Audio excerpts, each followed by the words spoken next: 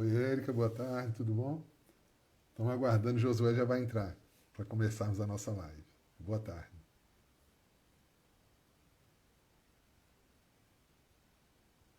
Opa, Josué já chegou por aqui.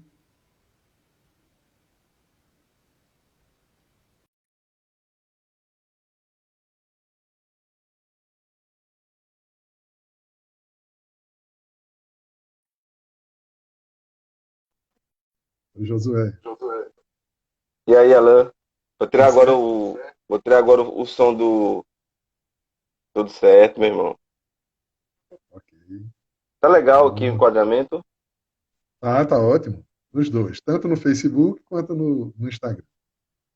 Olha aí. A pessoa já está entrando. Léo entrou, é Léozinho, tudo bom, Léozinho? Carol entrou, Érica, boa tarde. Aí, Léo dando um olá. Léo é do Boa, Jeff. boa tarde, gente. Pronto, pessoal, vamos dar início, né? A nossa live dos domingos, fazendo nossas reflexões em torno da doutrina espírita. E hoje temos o grande prazer de receber nosso irmão, nosso amigo Josué, que é lá do Grupo Espírita Francisco de Assis, que fica lá em Jaboatão, no bairro de Piedade. Uma casa muito querida que já tivemos a oportunidade de trabalhar por alguns anos e que é uma casa muito séria, faz um trabalho, especialmente um trabalho de divulgação belíssimo, além de um trabalho assistencial e, notadamente, um trabalho junto às crianças, com o Lado de Clara, não é isso? É isso, Josué? É isso. Pronto. O Então, trabalho às crianças com Lar de Clara hoje também é extensivo aos bebês, né? Ao maternal. Então é muito legal. olha aí, Érica, nossa irmã Érica aqui do Maria Dolores fazia esse trabalho já em outra casa junto dos bebês. E aí a gente está sempre aprendendo, né? E o Jefferson já tem essa experiência, né? Por sinal, a Jefa tem. esposa do nosso irmão Josué, a Rosângela, não é isso? Ela trabalha lá com os bebezinhos, não é isso? Isso. Pronto, minha gente. Olha, hoje o nosso irmão vai tratar de um tema, vencendo as aflições, certo? Então, para a gente não se alongar muito, tá bom? Eu vou fazer a nossa prece e já vou passar a palavra para o nosso irmão, tá bom? Senhor Jesus, querido amigo, aqui estamos novamente reunidos para estudarmos um pouco os teus ensinamentos à luz da doutrina espírita. Nos ajuda, mestre querido, para que possamos abrir nossas mentes e nossos corações para absorvermos a tua mensagem e humildemente nos esforçarmos para praticar. Abençoa especialmente o nosso irmão Josué, que ele possa obter as melhores vibrações e a melhor sintonia possível com seus guias e com os guias do Maria Dolores, para nos trazer uma mensagem limpa, límpida, que possa realmente tocar nossos corações e acender a luz em nossas vidas. Muito obrigado por tudo. Que tua paz, Senhor, nos envolva hoje e sempre. Que assim seja. Que assim seja. Josué, fica à vontade. Obrigado, Alan.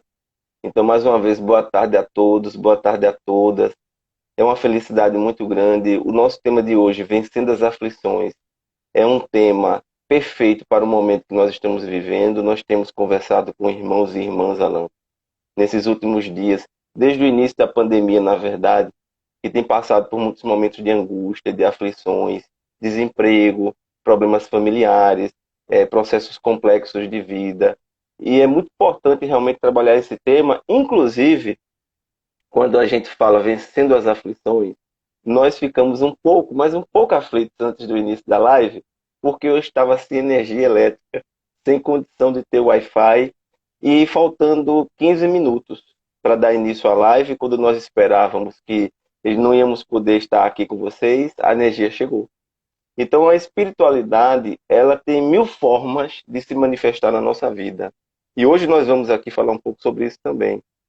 O Evangelho de Jesus é a maior referência que nós podemos ter para superar esses momentos extremamente complexos. Eu digo extremamente complexos. Eu tive recentemente uma pessoa amiga que teve Covid e ele emagreceu muito. Emagreceu, que ele quase definhou. E aí, conversando com ele, ele disse assim para mim, disse, Josué, quando será que esse vírus maldito vai passar? Eu disse para ele, olha, não é um vírus maldito. É um vírus, é um processo espiritual, é realmente um processo que nós precisamos e temos muito que aprender. Nada acontece por acaso, existe uma ordem dentro da desordem. Aquilo que nós imaginamos ser uma desordem, um descontrole, existe uma ordem presidindo a todo esse processo. Se nós não tivéssemos que passar por esse processo do vírus agora, nós não passaríamos. O vírus teve seus processos complexos que foram muito difíceis, de desemprego, de perda de entes queridos, de sobrecarga no sistema hospitalar, mas também nos levou a fazer muitas reflexões. Quem imaginaria que em pleno século XXI, com toda a tecnologia que nós temos, nós teríamos vivido momentos tão atípicos? Alan, você lembra algum ano na sua vida, por exemplo, sem carnaval? Não, Você lembra de algum ano sem carnaval na sua encarnação? Eu não. também não lembro. E nós tivemos um ano sem carnaval. As pessoas chegam e falam assim, dizem, olha, porque como alguém me falou que era um vírus maldito, o outro me disse que era um vírus das trevas, eu disse, olha, nem as trevas ficaram felizes com o vírus. As trevas não ficaram felizes com o vírus. Um ano sem carnaval, imagina um ano, eu vou dar aqui um exemplo, mas vocês vão entender o exemplo que eu vou dar agora. Imagina um ano sem galo da madrugada, 1 milhão e tantas mil pessoas no centro do Recife, num processo de vampirização, de obsessão, de uma pleiade de espíritos em formas de legiões, junto às pessoas que bebem, usam drogas, sejam drogas legais, drogas ilegais, violência sexual, estupro, assalto, tudo isso que acontece em todos esses blocos no Brasil, espalhados pelo Brasil inteiro, mas mais de 1 milhão de pessoas que a própria mídia não divulga. Ela não divulga porque ela tem interesses comerciais e econômicos. Então ela não divulga para não assustar, não afastar o turismo. Mas imagina você, 1 milhão, mais de 1 milhão de pessoas juntas, mantendo um nível, não tô aqui generalizando que são todos, mas uma grande parte mantendo um nível de desequilíbrio, atraindo uma multidão muito maior de desencarnados. E esse ano não teve. Imagina você que eu conversando com algumas pessoas amigas, eu estou falando com você, Alan, está dando uma oscilada de energia aqui, mas se der uma queda, você já sabe, meu amigo. Vamos pedir a Deus que não caia agora. Por isso que você deve estar percebendo que está dando uma oscilada aqui. Então, o que acontece? Imagina vocês, meus irmãos, todo esse processo acontecendo e famílias que passaram a conviver mais juntas em família, porque as pessoas se recolheram mais. Antes elas se sentiam mais à vontade na rua, iam para shopping, iam para praia, para restaurante, passear, viajar e tal. E de repente eu tenho famílias que eu conheço que os pais chegaram para mim e falaram: eu só assim eu conheci os meus filhos. Eu não conhecia os meus filhos. Meu filho, eu chegava em casa do trabalho, ele estava na rua, no shopping, na boate, ou na festa, ou na balada, ou em qualquer outro lugar. Quando eu saía pela manhã, às vezes ele estava dormindo porque chegou de madrugada, e assim era um ciclo que as pessoas não conviviam em casa, não paravam em casa, não se conheciam.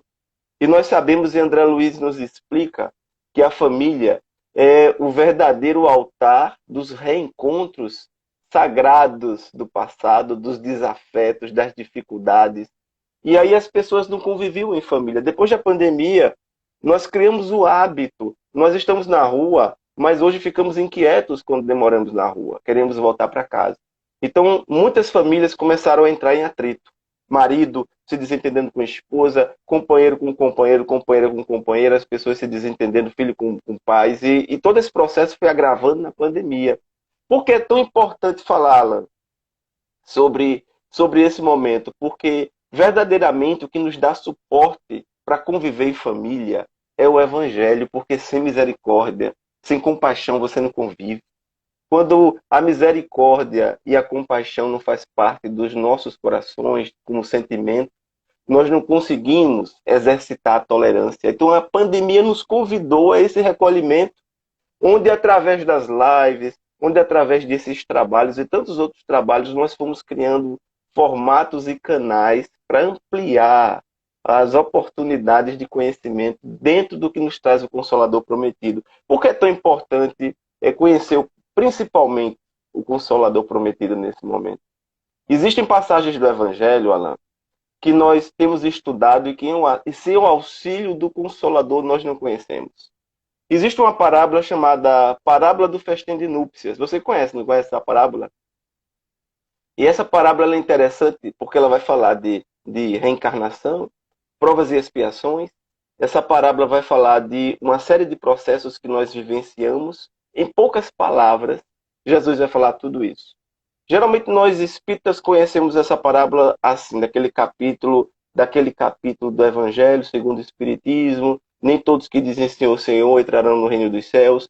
Mas a parábola diz assim: o reino dos céus é semelhante a um rei que enviou os seus servos para convidar os seus súditos para as núpcias do seu filho. Até aí você entende que Jesus está contando na parábola que ele é o enviado, né? Ele é realmente o Messias, ele é o enviado. E as núpcias é como uma espécie de um processo de muita seriedade que havia entre os judeus, tanto que os casamentos entre eles não duravam 1 hora, 2 horas, duravam 2, 3, 4, 5 dias, as comemorações. Eles levavam ela muito a sério. E o processo de núpcias, de aliança, é um processo inquebrantável para eles. Então Jesus faz a referência através desse processo de aliança e ele conta que esses servos, os profetas da época, os médiuns da época, foram enviados para avisar acerca da chegada do Messias, o convite para o enlace, as núpcias do seu filho. E no momento em que esses servos foram enviados, aqueles para quem eles foram enviados, uns foram para o campo, outros foram para o trabalho. Ele conta isso na parábola. Uns para o campo, outros para o trabalho, e outros mataram aqueles que foram enviados. Parece até que ele está contando para agora, não é? Para esse momento que nós estamos vivendo. E aí ele vai nos falar na parábola que o rei indignado, ele agora envia outros servos para convidarem a todos, bons e maus, nas esquinas e nas ruas. O convite agora não era mais extensivo apenas aos seus súditos, ou seja, apenas ao povo hebreu. O convite era extensivo a todos que se encontrassem. E aí o rei, no dia das núpcias, entrando à sala nupcial, ele encontra, Alan, um homem que não estava com a veste nupcial. Você lembra até aí da parábola? Ele encontrava um homem que não estava com a veste nupcial. E ele pergunta: que fazes aqui, meu amigo? Como entrastes aqui? O homem emudece e o rei determina: amarre-lhe as mãos e os pés e o jogue nas trevas exteriores, onde haverá pranto e ranger de dentes. Nessas simples palavras, nós vamos encontrar perispírito, reencarnação, provas e expiações. Nós vamos encontrar perispírito porque a veste nupcial é a veste adequada para um evento de núpcias. E o perispírito de cada um de nós, ele é adequado a cada plano espiritual em que nós vivemos. Nós vivemos aqui no mundo material. Ao desencarnar, nós vamos para esferas espirituais, e cada uma dessas esferas espirituais, conforme nos falou Jesus, na casa do Pai há várias moradas, cada uma dessas moradas é adequada à condição do espírito que ali aporta. Ou seja, não sei se você lembra, Alan, do filme Nosso Lar, ou do livro, se você leu, eu creio que você leu, os irmãos aqui também, as irmãs, porque lá no filme ou no livro, a mãe de André Luiz, ela ia até ele. Você lembra que ele não ia até ela ia até ele. E por que ela ia até ele? Porque nas moradas que ela se encontrava, André Luiz não podia ir, ele não tinha ascendência espiritual para chegar lá. O seu perispírito não dava a ele ainda suporte para que ele ainda chegasse a essas moradas, essas esferas um pouco mais altas que a dele. Então ela podia ir até ele, ele não podia ir até ela. Quando o rei adentra a sala nupcial, que encontra um homem sem a túnica nupcial, é a simbologia do perispírito. Porque, que fazes aqui, meu amigo? Como entrastes aqui sem a veste nupcial? Como nós poderemos aportar regiões espirituais mais elevadas se nós não temos condições morais para habitar essas regiões? Quando o rei olha para aquele homem e diz: amarre-lhe as mãos e os pés, nos explica que ele não pode mais se conduzir por ele. Ele agora foi conduzido compulsoriamente através da reencarnação compulsória. Amarre-lhe as mãos e os pés, o jogue nas trevas exteriores simboliza o esquecimento do passado. Onde haverá pranto e ranger de dentes, traduzindo onde haverá provas e expiações. Então nós vamos ver em poucas palavras, na parábola de Jesus, no Evangelho, a complexidade desse Evangelho, onde Jesus nos fala com uma linguagem que 2000 anos depois ainda é a linguagem do momento. É a linguagem que nós verdadeiramente precisamos. Quando nós fazemos a abertura desse trabalho, eu sempre gosto de falar, eu digo, olha, nós vamos pedir por todos os espíritos encarnados e desencarnados que se encontram em nossas casas. Porque nós aqui formamos agora uma egrégora. Então, eu estou recebendo na minha casa os amigos e as amigas espirituais do Maria Dolores. O Maria Dolores se faz presente na minha casa e na casa de cada um de vocês que participam conosco desse trabalho. Mas também se encontram em nossas casas aqueles que são desafetos do passado, do presente, ou simplesmente desafetos. Nós não vamos pedir aos amigos espirituais que os expulsem de nossa casa. Nós não vamos pedir. Nós vamos pedir que eles possam ser assistidos, possam ser abençoados, possam ser iluminados pela luz desse evangelho. E nós também, Alan, nós vamos pedir perdão. Nós vamos pedir perdão para eles, porque se nos perseguem, alguma razão existe para que eles nos persigam. E nós vamos pedir perdão porque se no passado nós os prejudicamos, nós os perseguimos, nós os tiramos as suas vidas, seja da forma que for, nós o fizemos não apenas por maldade, mas por ignorância. Porque nós achávamos que para vencer, nós precisávamos vencer as pessoas, os irmãos e as irmãs que convivem conosco. Nós não precisamos vencer as pessoas, nós precisamos nos vencer.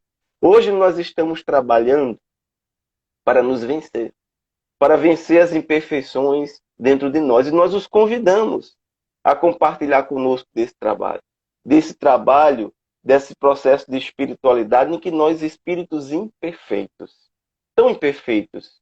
E quando eu falo isso, meu irmão, eu falo isso porque nas casas que agora abrem as portas para que nós possamos adentrá-las, nós precisamos tornar evidente a importância dessa prece, desse momento de reflexão, dessa palestra, e que nós podemos aproveitar o momento para estender esse convite a todos esses irmãos e irmãs que agora estão presentes em nossos lares. Porque, olha, se nós nos fazemos presentes mais em casa também se fazem presentes aqueles que querem nos perseguir. E se eles estão presentes, não estão presentes por acaso, estão presentes para aprender conosco, para aprender a conviver conosco, para compreender que nós agora estamos trabalhando por um processo de renovação e que ainda somos muito imperfeitos. Somos muito imperfeitos. Eu recentemente conversei com um irmão que disse para mim, Josué, eu perdi meu emprego. Eu perdi meu emprego, estou passando por uma dificuldade familiar tão grande. Eu sei que às vezes nós passamos por dificuldades e acreditamos que essas dificuldades, elas são quase insolúveis. Mas a mensagem que nós queremos enfatizar nesse momento é que não existe nenhum problema insolúvel diante de Deus. Não existe nenhum problema insolúvel. O que é preciso é compreender por que nós estamos vivenciando o problema. Porque quando o problema bate na nossa porta, às vezes nos perguntamos, por que eu? Por que eu? Por que isso aconteceu comigo? Por que isso aconteceu agora? Essa não é a pergunta correta. A pergunta correta é, o que é que eu preciso aprender com esse processo que eu estou vivendo? Porque o quanto antes você aprender, mais rápido você não vai precisar continuar a vivenciar esse processo. Essa é a pergunta correta. Eu cheguei para esse amigo, Alan, e disse, olha, você vai fazer o seguinte, você vai intensificar o evangelho no lar na sua casa.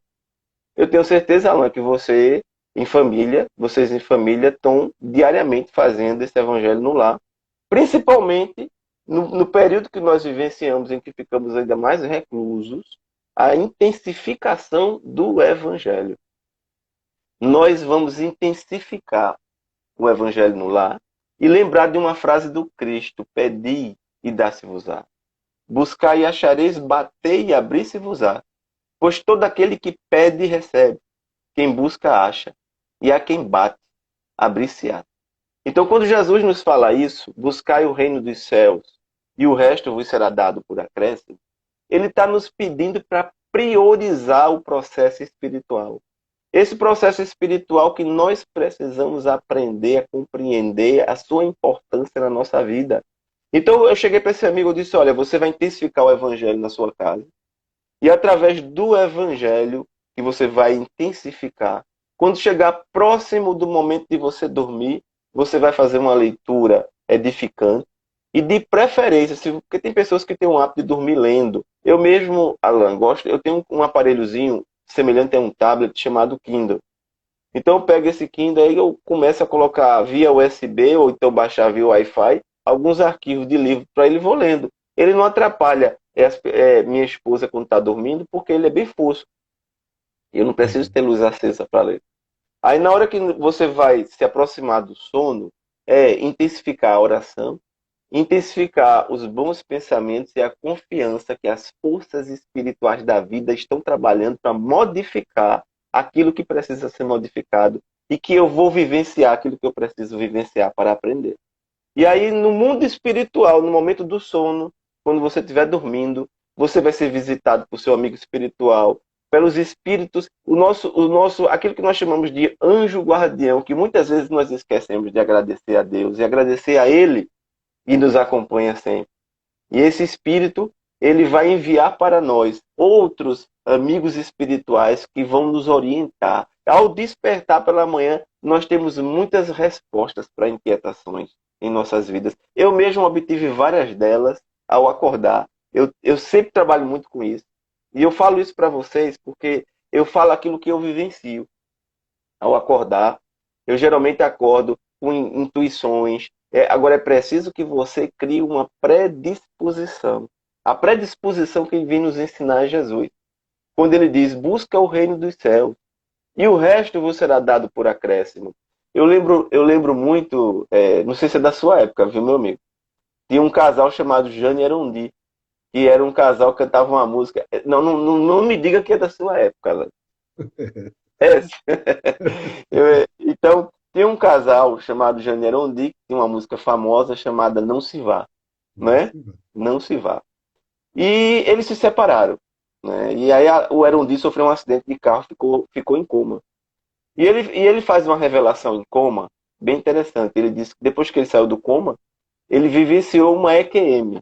Ele não usou essa expressão, ele não conhecia a expressão, ele disse que ficou com muito tempo com isso guardado para ele e não falou para as pessoas porque ele ficou com medo de ser taxado de maluco. Então ele não revelou isso para ninguém. Ele ficou calado, mas depois de algum tempo ele disse, não, eu vou falar. Quando eu estava em UTI, eu tinha morrido. Ele falou assim, sabe qual foi a revista que ele deu essa entrevista na época? Uma revista chamada Contigo, que era uma revista de falar de novela, essas coisas. Pois ele deu essa entrevista, essa revista, e ele disse, olha, eu fiquei tão bem que eu não queria voltar. Eu não queria voltar, mas alguém apareceu para mim e disse, mas você vai voltar. Ele disse, eu me decepcionei tanto quando eu despertei aqui na cama, porque ele queria ter continuado lá onde ele estava. Olha, Alan, eu quando eu tinha 19 anos, faz pouco tempo isso, viu, meu amigo? Faz muito tempo não. Quando eu tinha 19 anos, hoje eu tenho 5,2. Eu tenho hoje 5,2. Quando eu tinha 19, foi a primeira vez que eu fui numa casa espírita. Eu não nasci em um lar espírita. Primeira vez que eu fui em uma casa espírita foi na cidade de Palmares, em um centro chamado Obreiros da Caridade. Então foi o primeiro centro que eu aportei, que eu visitei a primeira vez. Quando eu cheguei em casa, naquele dia eu nunca mais esqueci. Isso aconteceu quando eu tinha 19. Hoje eu tenho 52 e até hoje eu não esqueci mais. Eu tive um sonho, meu irmão. E eu falo isso para vocês que estão agora nos assistindo, porque isso não é porque eu tive nenhum privilégio, eu não sou um privilegiado. Eu sou um espírito muito endividado, muito imperfeito. Eu sou repleto de falhas, como qualquer um de vocês. Todos nós somos assim, mas o que nós temos e todos nós podemos ter é a presença da espiritualidade amiga em nossas vidas. Eu tive um sonho E eu me vi no mundo espiritual, numa paisagem que eu nunca mais eu esqueci. Mas não foi só a beleza da paisagem, as cores que eu vi. Foi o que eu senti, meu amigo. Eu senti uma felicidade, uma coisa impressionante, que eu nunca senti isso em nenhum momento dessa encarnação, a não ser naquele momento do sonho. E aí, quando eu despertei, Alan, eu despertei com a consciência de tudo que eu vi. Eu despertei com a consciência de tudo que eu estava vivenciando. E aí eu disse, meu Deus, eu tive uma experiência, eu pensei. No outro dia, eu fui dormir cedo para sonhar de novo. E passei vários dias dormindo. E eu digo uma coisa para você até hoje, nunca mais eu experimentei aquilo. Hoje eu estou com 52 anos, aquilo foi aos 19. Eu nunca mais voltei a repetir. E aí um dia um amigo espiritual me explicou que eu não poderia mais voltar a sentir, porque se eu sentisse, talvez eu desistisse de viver aqui. Talvez eu sentisse uma tristeza profunda e uma angústia e uma saudade da vida no mundo espiritual. Mas aquilo foi uma forma de me falar assim, olha, faz a tua parte, que o que nos espera é isso. E eu quero dizer a todos aqui que estão em aflição, que estão passando por dificuldade, com sofrimento, que nós precisamos fazer exatamente como nos orientou Jesus. E existe, eu não sei se você, Alan, vai lembrar, mas existe uma cura indireta de Jesus no Evangelho. Uma cura da qual ele não participou diretamente. Eu só conheço essa cura, que foi, eu chamo de cura indireta, porque todas as curas Jesus atuou diretamente. Ou a imposição das mãos, o seu desejo, ou então ele fazendo uma pastinha de barro, colocando nos olhos de um cego, mas essa cura foi indireta. Jesus não tomou conhecimento até que ela existiu, que é a passagem da mulher com fluxo de sangue, ou a hemorroísa, alguns chamam de hemorrágica. Aquela mulher é a maior, na minha opinião, uma das maiores demonstrações de fé que eu pude conhecer. Quando você lê o Evangelho, aquela mulher de nos levar às lágrimas, é de nos levar às lágrimas, porque, primeiro, o Evangelho conta que faziam 10 anos que aquela mulher sofria com um fluxo ininterrupto de sangue. E é preciso, quando você lê o Evangelho, gente, que você possa viver a história do Evangelho. Quando você lê Paulo Estevão, vá lá para dentro do livro. Eu faço isso com André Luiz, Alan. Quando eu estou lendo André Luiz, eu não sei se você sabe, quem revelou isso foi Neo Lúcio. Emmanuel e Neo Lúcio foram os coordenadores do trabalho de André Luiz junto a Chico. Então, Neo Lúcio diz que a obra vem, a psicografia vem, a obra de André Luiz, com o intuito de que você, no momento em que lê, você se sinta lá com essa equipe espiritual. Então, quando você lê André Luiz, é como se você estivesse na espiritualidade.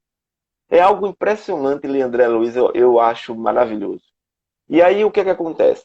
No momento em que nós vivenciávamos esse processo que eu estou falando para vocês aqui, em que a gente fazia a leitura do Evangelho acompanhando como se estivéssemos na época com Jesus e a mulher hemorroísa, nós incorporamos aquela mulher que faziam 10 anos, que ela sofria com fluxo de sangue, e era da cultura do povo hebreu, que toda mulher, quando estivesse no período menstrual, ela estava impura.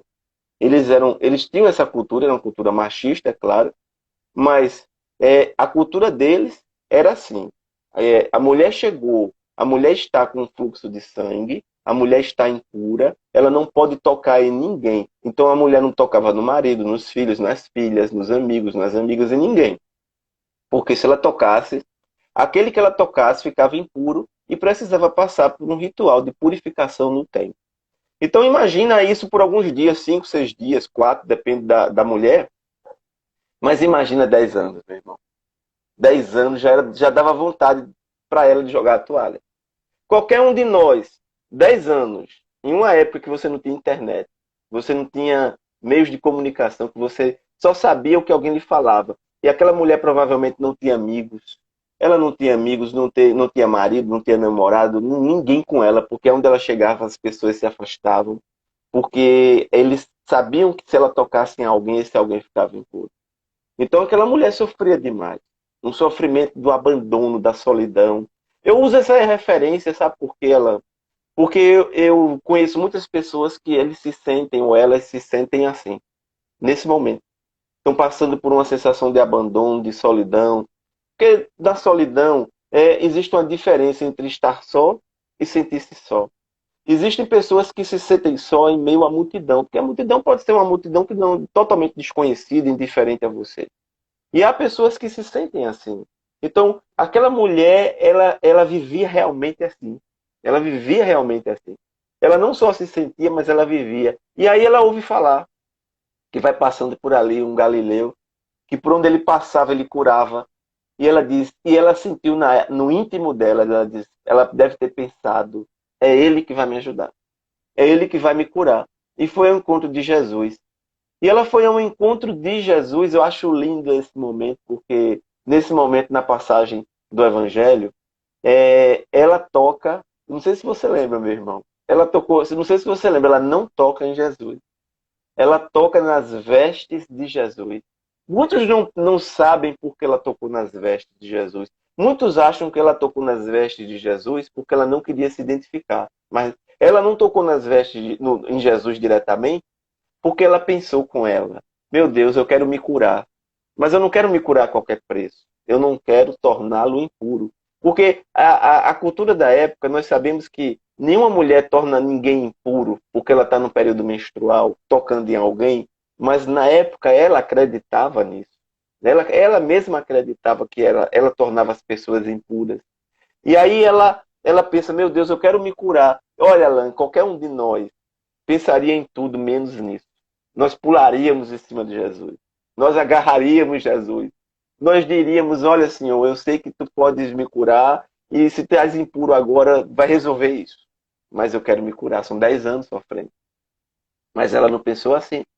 A grandeza dela é algo impressionante. Então ela toca nas vestes de Jesus porque ela pensou: eu não preciso tocar nele. Só as vestes dele me curam. Então ela tocou nas vestes de Jesus e Jesus sente na hora, né? E Jesus fala: quem me tocou? Isso é uma música linda de Tim e Vanessa. Não sei se vocês, ou não sei se você, Alan, já ouviu falar de Tim e Vanessa. Eles cantam maravilhosamente. E eles têm uma música chamada Quem Me Tocou. É lindíssima essa música. Aí Jesus pergunta: quem me tocou? E os discípulos: Senhor, que insanidade, todos ao teu redor te tocando.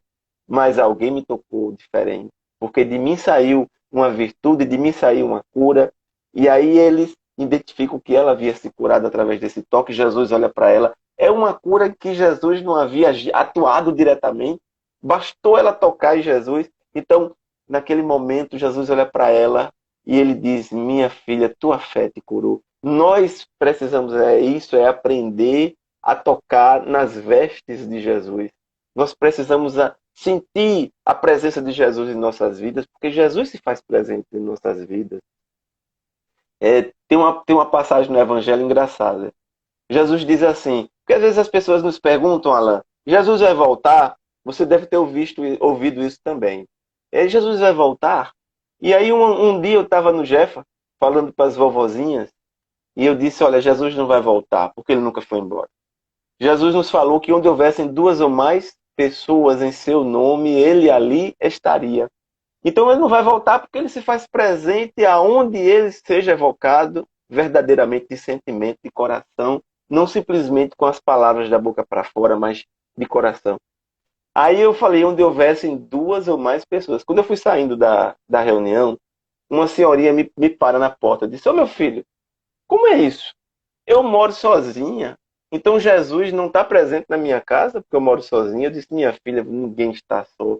Aí eu falei para ela, eu disse: olha, Jesus falou assim, porque é impossível alguém estar só.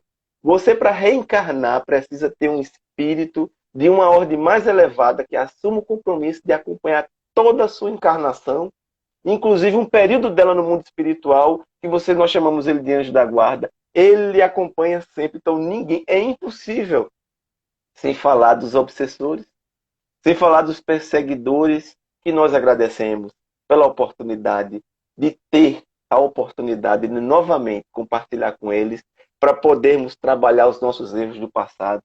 Então, eu falando sobre isso, e a importância de compreender que Jesus se faz verdadeiramente presente em nossas vidas. Aí alguém perguntou: nós vivenciamos um momento de transição planetária. Eu tenho uma música de Roberto Carlos chamada O Homem. Você conhece, Alan? Chama-se O Homem. Diz assim: um certo dia um homem esteve aqui, tinha um olhar mais belo que já existiu. Eu gosto muito dessa música. Eu fiz um trabalho baseado nessa música.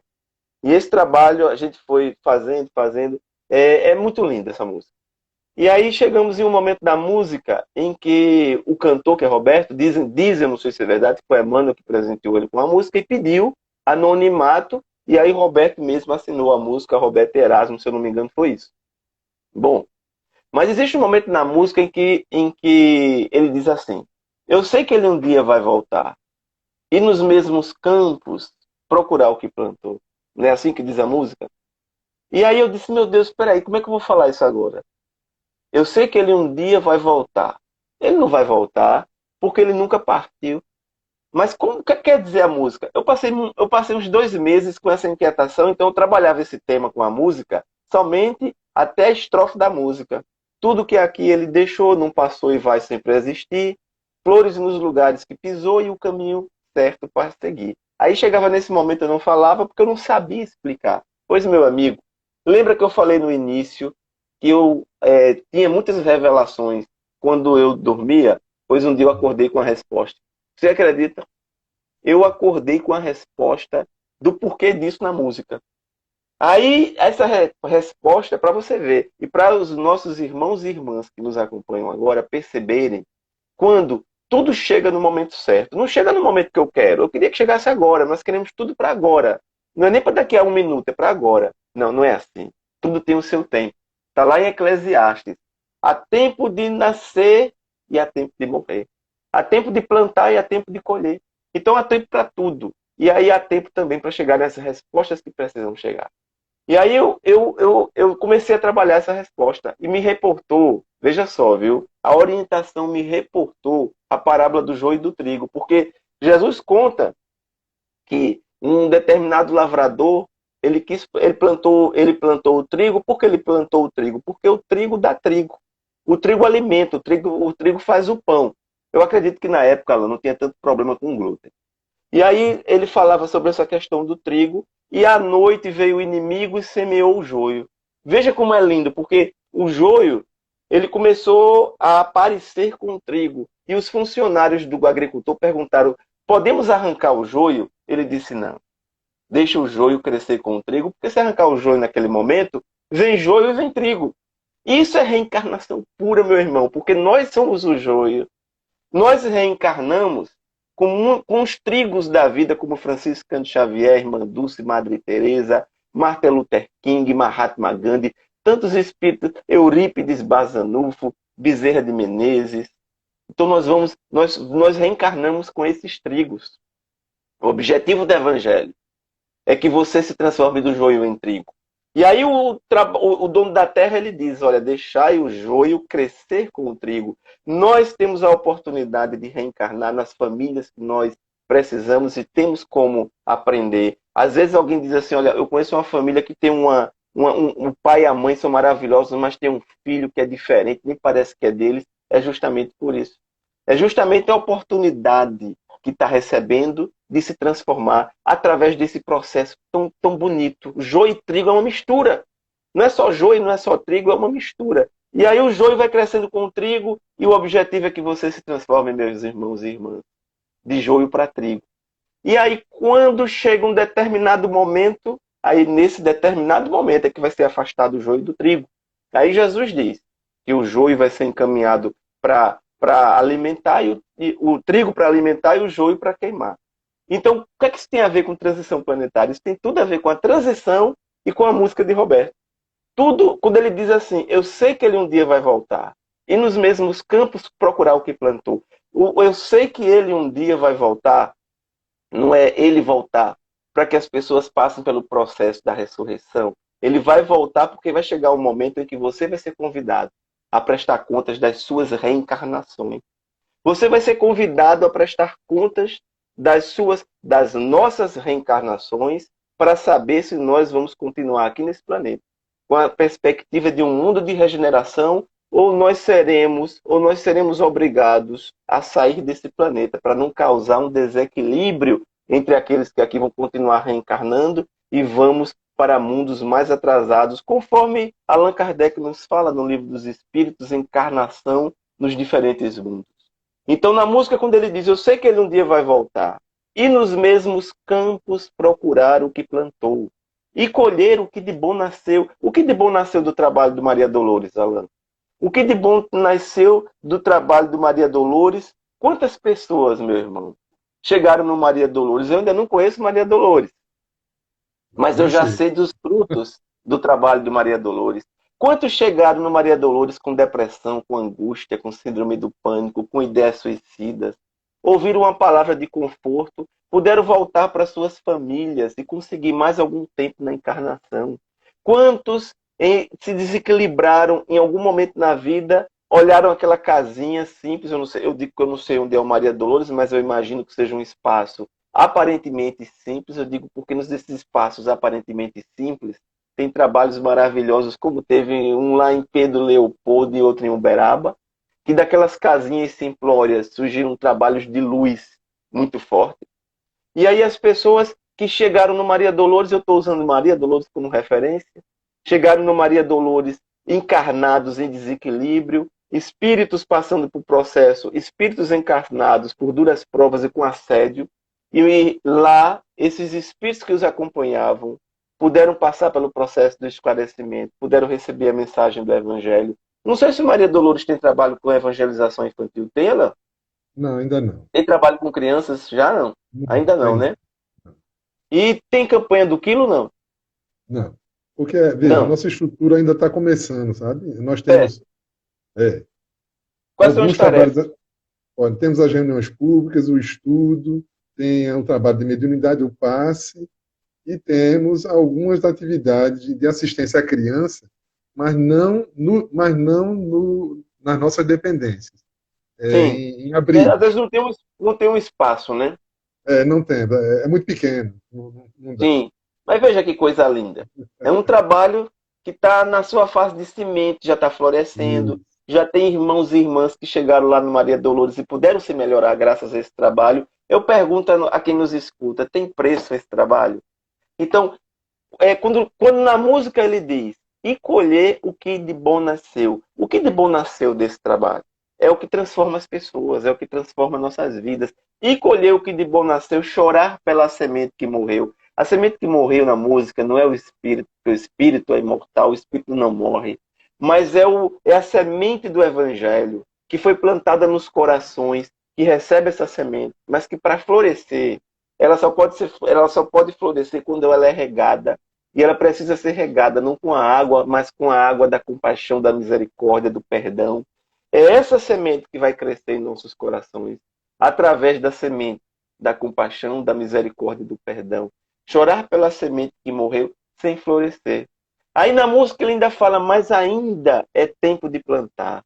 Colher dentro de si a flor do bem. Veja que coisa linda. Colher dentro de si a flor do bem para lhe entregar quando ele aqui chegar. Ou seja, quando chegar o momento de prestarmos contas das nossas encarnações, porque da mesma forma que o joio cresce com o trigo, e é dada ao joio a oportunidade de crescer com o trigo, como nos é dada a oportunidade de trabalhar, como nos é dada a oportunidade de conhecer, de fazer as nossas escolhas, é nos dada a oportunidade de conviver até com os difíceis, com as dificuldades, com os irmãos e irmãs mais difíceis, é o exercício da prática da tolerância.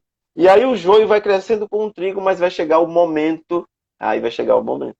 Vai chegar o momento em que é preciso separar o joio do trigo. Aquele joio que não se transformou em trigo, apesar de todas as oportunidades que recebeu, das inúmeras reencarnações, aí ele não vai poder mais continuar aqui entre nós, vai provavelmente para outros mundos, em outros processos de aprendizagem.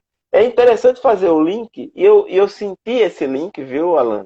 No sono, quando eu despertei, eu acordei com esse link na minha mente, associando essa parte da música à parábola do joio e do trigo e a toda essa situação que nós construímos. Cada vez mais nós percebemos como vencer as aflições tem a ver com esse conhecimento de evangelho, mas não é aquele evangelho que eu falo, Mateus capítulo 10, verso tal, não. O evangelho que eu falo, meu irmão e minha irmã, é o evangelho no seu coração. É o evangelho quando Jesus diz assim, ao meu lado, estarão aqueles que me deram de comer quando eu tive fome, de beber quando eu tive sede, alimentar as pessoas. Jesus sempre teve essa preocupação na época. Tanto que ele multiplicou pão e peixe. Os discípulos queriam dispersar a multidão e Jesus disse: o que tendes aí? Um pouco de pão, um pouco de peixe. Jesus multiplicou pão e peixe.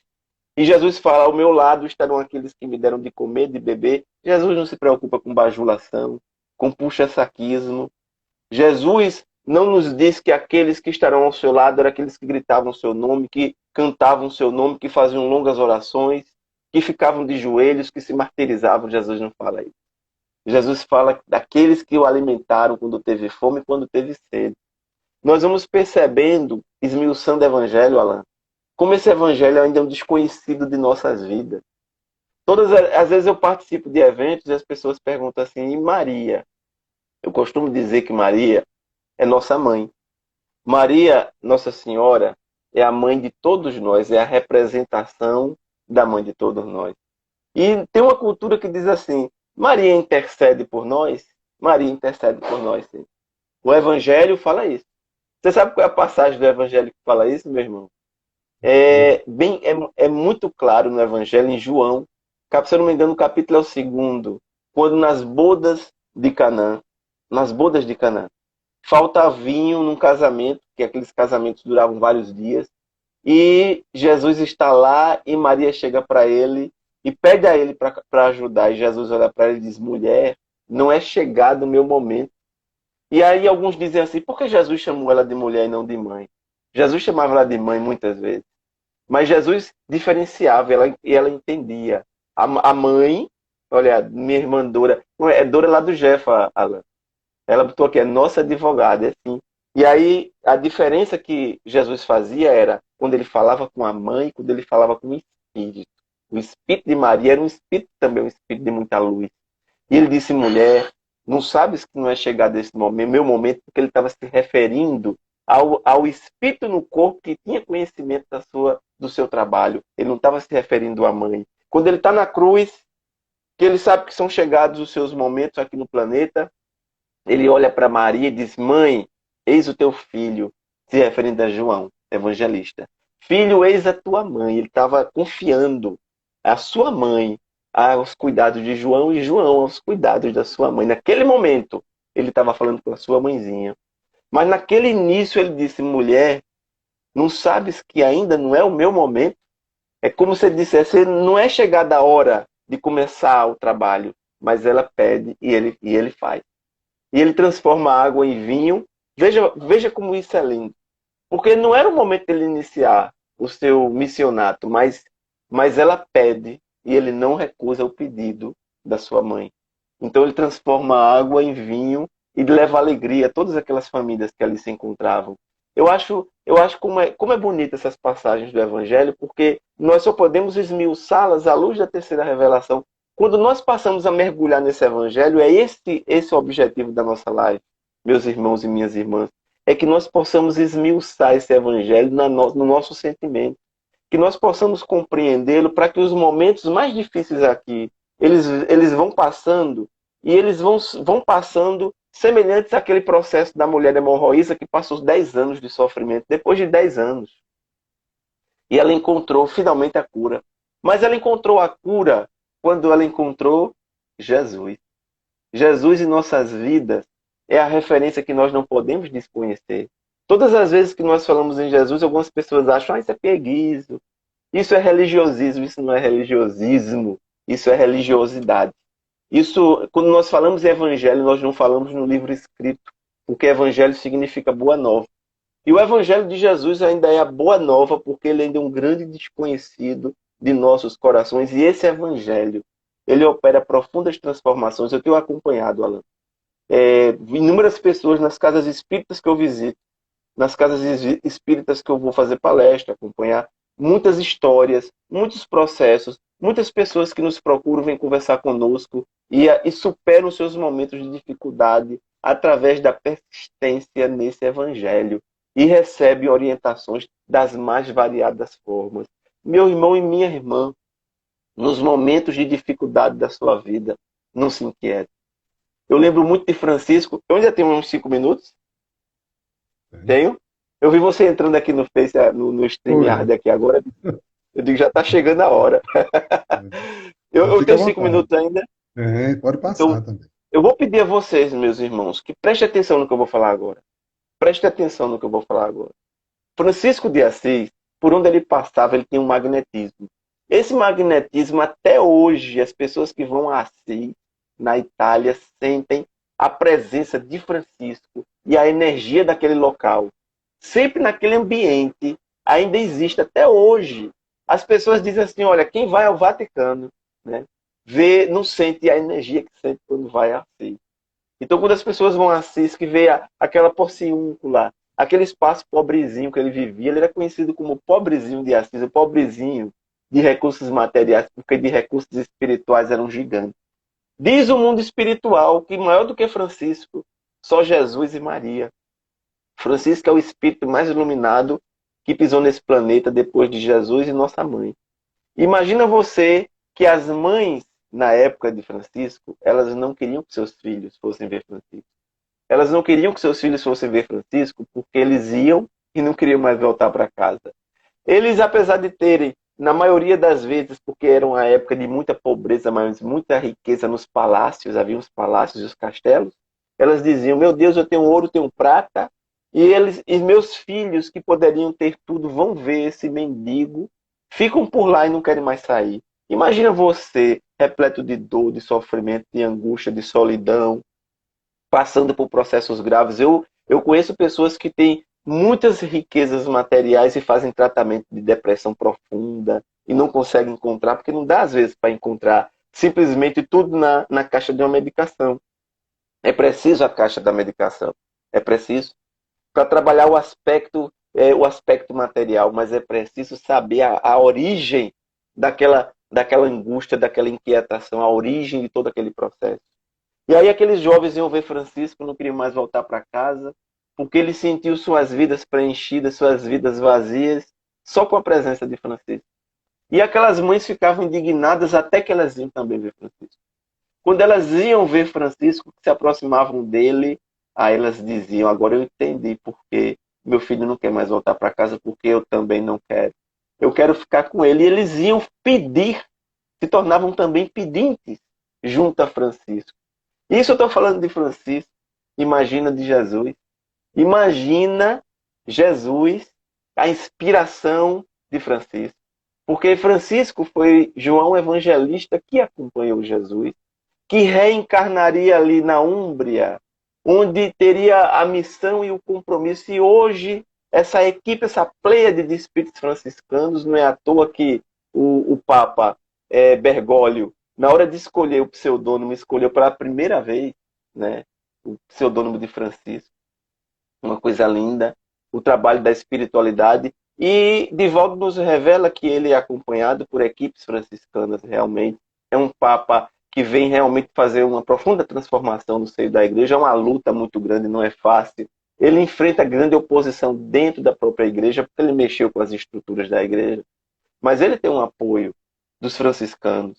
E aí nós nos perguntamos se você percebe que Francisco era aquele espírito que, por onde ele passava, ele causava transformações.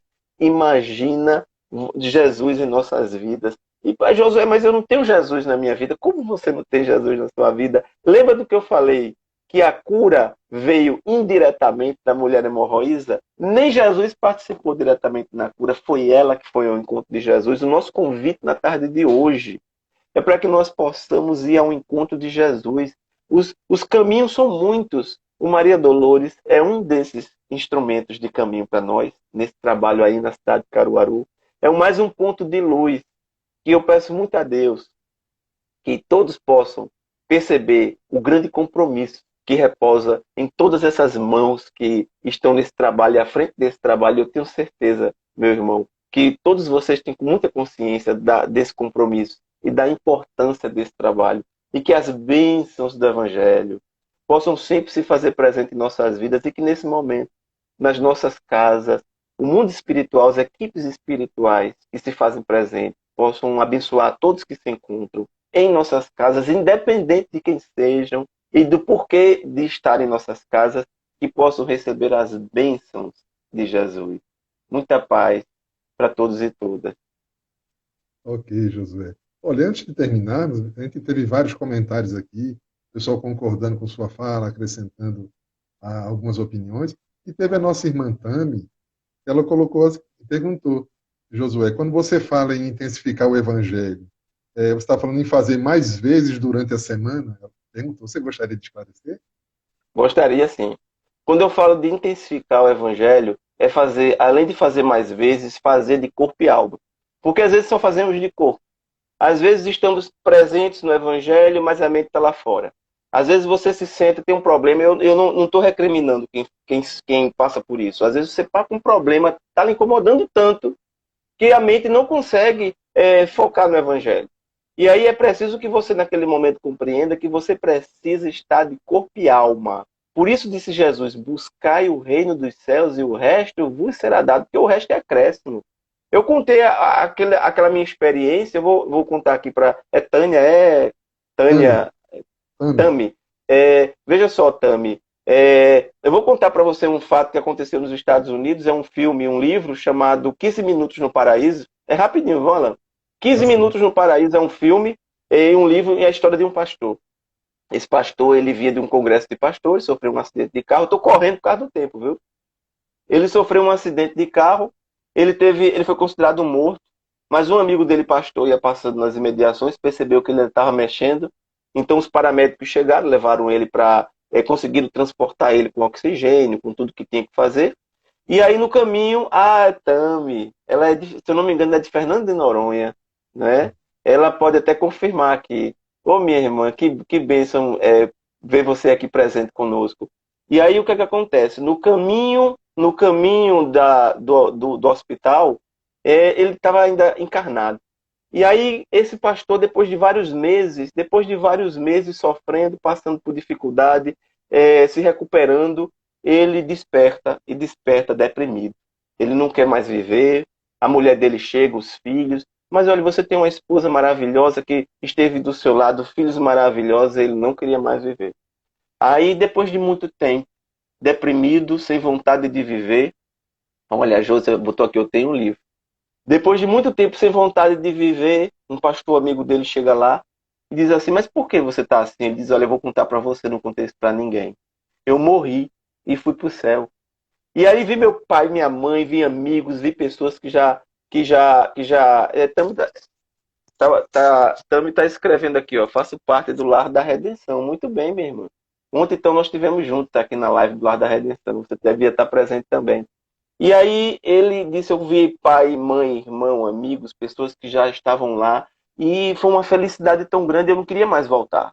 Então, quando eu desperto e acordo nessa cama, aí tem um crucifixo no quarto do hospital, ele olhou para o crucifixo e disse, como é que o senhor me leva para o céu e agora me devolve para esse inferno aqui? Ele chamou de céu porque ele, na condição de pastor, ele não acreditava no plano espiritual. Na verdade, ele foi um plano espiritual onde estavam pessoas que ele conhecia e ele só esqueceu que na linguagem deles, quando as pessoas morrem, elas não desencarnam na linguagem deles, elas morrem, ficam esperando o Messias chegar, Jesus, para ver a ressurreição. No céu dele só deveriam estar os anjos, né, na mente dele, deveria ser assim. Só que ele estava num plano espiritual. E na verdade, ele ficou numa grande dúvida. Como é que eu vou divulgar isso? Como é que eu vou divulgar que eu vi pessoas da minha família, pessoas que eu conheci e estavam lá? E aí o amigo dele disse, por que você não sai falando isso pelas igrejas? E ele saiu falando isso pelas igrejas, contando a experiência de vida dele. O mundo espiritual, ele se manifesta de todas as formas, mas ele quer você presente ali de sentimento, de coração, não somos de palavras apenas. Ele pede para que você, naquele momento do evangelho, você simplesmente foque no evangelho. Serão 10 minutos, são 10 minutos. São 15, são 15. Mas é só aquilo ali. São 15 minutos, mas sejam 15 minutos que valem a pena. Ele passou 15 minutos no paraíso, por isso que o nome do livro é esse, 15 minutos no paraíso. Você vai passar 15 minutos focado no evangelho, porque se você desencarnar hoje, qualquer um de nós desencarnar agora, tudo vai ficar, os problemas que nós vamos deixar e vamos levar, as coisas que nós achamos que só se moviam conosco, vão se mover sem nós. Tudo vai funcionar sem a nossa presença. Então, naqueles minutinhos que você está no evangelho, você foca no evangelho. Depois você volta. E aí você vai percebendo que o mundo espiritual ele vai encaminhando para você as soluções, os outros posicionamentos em relação àquela situação, porque só você cabe, através do seu livre-arbítrio, tomar a decisão. Que seja sempre a decisão da inspiração dos amigos espirituais. Eu não sei se eu respondi a pergunta, mas em poucas palavras, intensificar corpo e alma. Ok, Josué. Tami, eu acho que qualquer coisa você comenta aí, viu, Tami?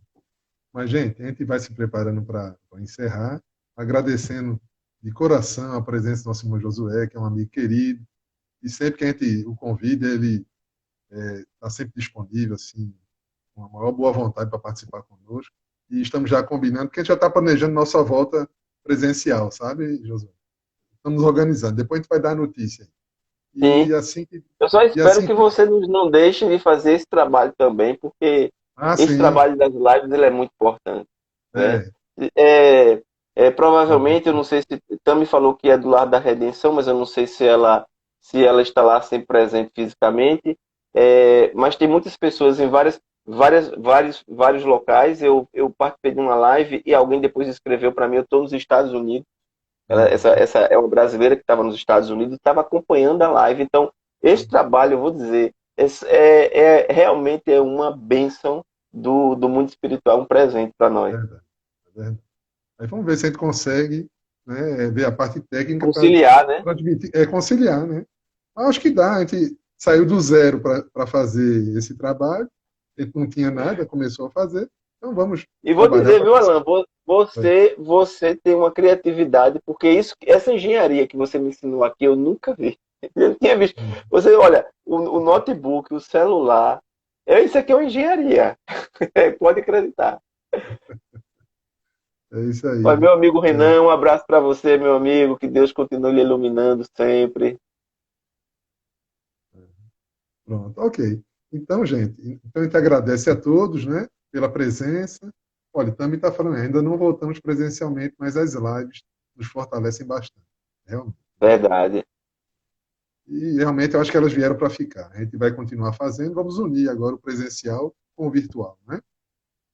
Funcionou muito bem, vamos juntar as duas coisas. Sim. Ok. Gente, vamos encerrar então. A todos que participaram conosco, os trabalhadores do Maria Dolores, e a todos que nos acompanham nas redes sociais, também os que acompanham Josué, que estão aqui presentes com a gente. A gente deixa o nosso abraço carinhoso e agradecemos pela presença, certo? E para a gente fechar o nosso trabalho, vamos orar. Tá bom? Vamos orar. Eu vou pedir ao nosso irmão Josué, você pode fazer a prece final? É um presente para mim. É, Ok, vamos. é um presente. Eu sempre inicio explicando uma passagem do Evangelho, em que os Espíritos dizem assim: a fórmula nada vale, o pensamento é tudo.